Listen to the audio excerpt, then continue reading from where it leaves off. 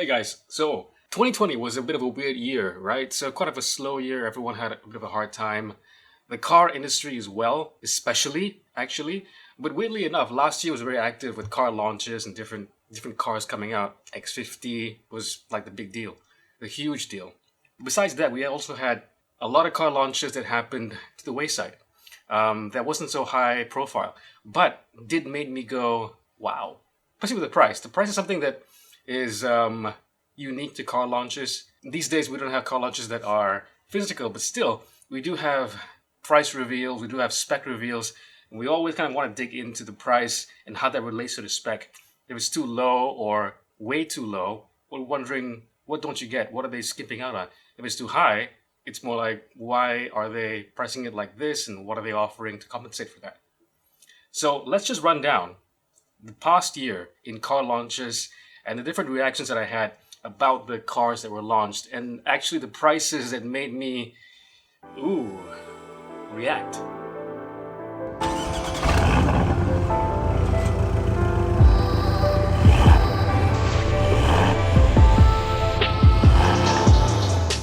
First of all, we've got to tackle the first one that, it's quite recent. It was back in April, but 2 months ago. It's the Suzuki Swift Sport. It's the big return of Naza, now called Naza Eastern, and the big return of Suzuki. What do we have here? We have a Myvi-sized hot hatch with the 1.4 liter turbo. Look, people love the Suzuki Swift Sport. Okay? By the way, I'm just gonna say the price. It's pretty outrageous. It's, like I said, a Myvi-sized car for 140,000 ringgit. What? And the thing is, okay, we think about the car, okay, I'm sure it drives really well. Does it have any safety features to speak of? No. It has airbags, it has EBD and ABS. What else? Nothing. So what do you get for your money? I mean, it is a fully imported car from Japan, but still, it's 140,000 ringgit for a car that's not that fast. And we're assuming can drive really well. But it's 140k for a car that is a Myvi size car. It's very much a budget option in the hot hatch world.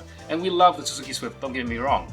But no one was really chomping at the bit to get their hands on a Suzuki Swift Sport. No one was looking, when Suzuki exited the market all those years ago, no one was looking elsewhere overseas and going, wow, they got the Swift Sport, the new Swift Sport. Oh my god, I'm so jealous. Why did Suzuki leave us? Why can't we have nice things in Malaysia? No. And then when we saw the Suzuki Swift Sport was coming out through Naza Eastern, we were surprised. And we went there and they revealed the price. And we were I was thinking we were being punked for some reason. I thought, like, there's no way this is 140k. Maybe this is like a limited edition car. Something must be going on to make it worth that kind of money. And do they expect us to pay 140k for a Myvi-sized car? And why? The next car on the list is the Lexus LM350. Now, Malaysia, interestingly enough, is one of the first countries, or one of the countries, that Lexus has actually chosen to sell this car to, which is interesting and speaks a lot to our love of the Alphard-Velphard formula. And look, it's 1.1 million ringgit, and 1.1 million ringgit with the SST deduction discount thing. So actually, it's 1.3 million if you, let's say you buy it at the end of the year, or next year actually, you would get it at 1.3 million. That's a lot of money. That's a lot of money for a car that looks like a Lexus, an Alphard. So it only comes in black and white, and the person who is a casual bystander doesn't really know what the difference is between an Alphard and an LM. We just go, oh look, an Alphard with shiny rims and a different grille. Cool. But I had no idea that inside this car is insane. I was sitting in one, I didn't drive one, but I was sitting inside one, and the leather is so plush. Everything, there's TVs, there's fridges, there's massaging seats with different settings, there's Wi-Fi, there's wood veneer. The craftsmanship and the care taken here is next level stuff. It's so much further ahead than the Alphard or the Bellfire that it just might be worth 1.3 million. And unsurprisingly, Lexus said that the first few bookings, I think they brought in like a dozen or so, maybe even less, of these cars. of those actually that came to Malaysia in the first batch are going to very wealthy people and royalty. Unsurprising at all. Actually, yeah, with the 1.3 million ringgit, I would actually just buy another Lexus. The most sexy Lexus on sale right now, the LC 500, which actually even before the SST discount whatever was going for 1.25 million ringgit. Coupe. That's worth it. That's worth it. I'll go with that. So we're going up in price, okay? And so the other car that we've seen the last 12 months with a big price is the Rolls-Royce Ghost. All right, and the Ghost is a pretty important car for Rolls-Royce because it's their best-selling four-door sedan, limousine, luxury, ultra thing. And the new Ghost looks outstanding. It looks really, really good. And I mean, it looks like a Rolls-Royce. It has, you know, a certain kind of presence to it, very big and bold, huge actually on the road, but looks very elegant and stylish as well. Now look, I won't pretend to know what goes on in the mind of a Rolls-Royce buyer because I can afford the car. I probably would never afford the car, but I do know that I am impressed with everything that Rolls-Royce does because it's the kind of thing that where you overbuild things because you can. You know, Rolls-Royce is making you pay a huge premium for it, but at least it's there. This car and every Rolls-Royce just has a level of detail and craftsmanship that you don't find anywhere else. The level of obsessiveness that they go through for every component and every design choice is pretty insane. It's insane. It's so quiet inside and the materials they use, it's just freaking insane. And then you have different constellations. They can like, oh, what's your birth date, sir? Or we can actually align the LED fiber optics in the roof liner to match the constellation of stars when you were born. I mean, that's kind of not something I would ask for, but I guess it's cool to have. And when you're sitting inside, driving at night, your chauffeur's in front, and you're going along at a really high rate of speed on the highway, but you don't hear anything, you don't feel anything, and you look up at your imitation stars, and you realize life is good. That's pretty cool. And you're rich. All right, next on the list. Actually, this 12 months was really a big year for expensive cars. There just suddenly was a lot of really high-priced machines coming to Malaysia, being launched at least. Like in this case, the Ferrari SF90 Spider. So what do you take? What do you get? Well, you combine a what's the new one? The F8 Tributo, right? The successor to the 488. So the F8 Tributo, you take that and you combine that with LaFerrari. What do you get? You get the SF90 Spider, and this one is the open-top version, the convertible. So Spider, and it just looks out. Wow, not bad, but ooh, wow. This thing in the flesh is something else because it looks like Lamborghini has taste. You know how Lamborghini looks like spaceships and looks so sci-fi? This looks really sci-fi. And the thing is, this is really, really fast too because obviously they have a V8, the 3.9 liter twin turbo V8, and they strapped on a really powerful EV motor to it and a battery. So it can technically not cruise, but you know, it can reverse and go at slow speeds with the EV motor in total silence. But when you want to put your foot down, it just unleashes like 1,000 horsepower at you. Now, again, I won't pretend to know what goes on in the mind of a Ferrari buyer, let's say at this level, but I think among all the Ferraris that have recently launched, this is the most exciting to be presented because it's a different formula. It's a mid-engine car, but clearly they're going for something quite special with this.